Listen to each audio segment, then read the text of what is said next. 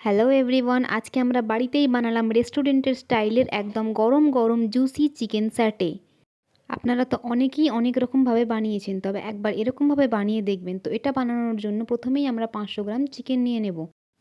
এরপর এতে পরিমাণ মতো ভিনিগার এবং আগে থেকে ফেটিয়ে রাখা টক দই দিয়ে দেব। এরপর একে একে সয়া সস এবং পরিমাণ মতো লবণ, লঙ্কার গুঁড়ো, জিরের গুঁড়ো, আদা রসুন বাটা এবং রং আসার জন্য কাশ্মীরি লঙ্কার গুঁড়ো এবং হলুদ, সবুজ, লাল বেল পেপার এবং পেঁয়াজ দিয়ে কিছুটা পরিমাণে রিফাইন তেল দিয়ে এটি ভালোভাবে ম্যারিনেট করে নেব।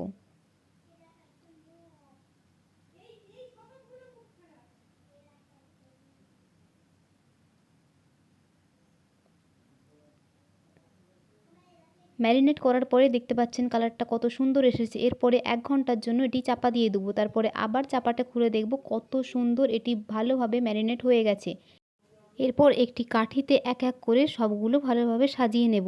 কাঠিটি মনে রাখবেন 5 থেকে 7 মিনিট আগে ভিজিয়ে রেখে দেবেন।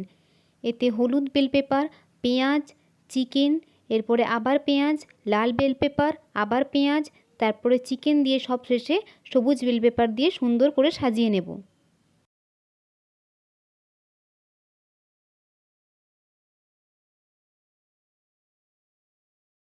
স্যাটেগুলো সুন্দর করে কাঠিতে সাজানোর পরে দেখতেই পাচ্ছেন কেমন দেখতে লাগছে, কত কালারফুল লাগছে এটি।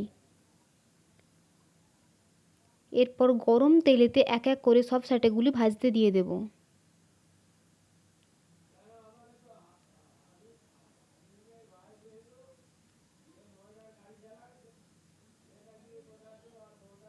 এক পিঠ সুন্দর করে ভাজা হয়ে গেলে অপর পিঠটিও ভালোভাবে ভেজে নেব।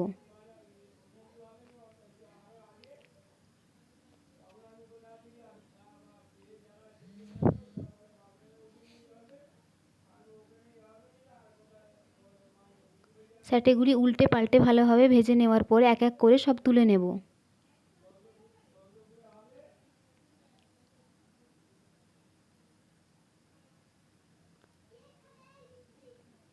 এবার তৈরি হয়ে গেল আমাদের বাড়িতেই বানানো কম খরচে গরম গরম জুসি চিকেন স্যাটে।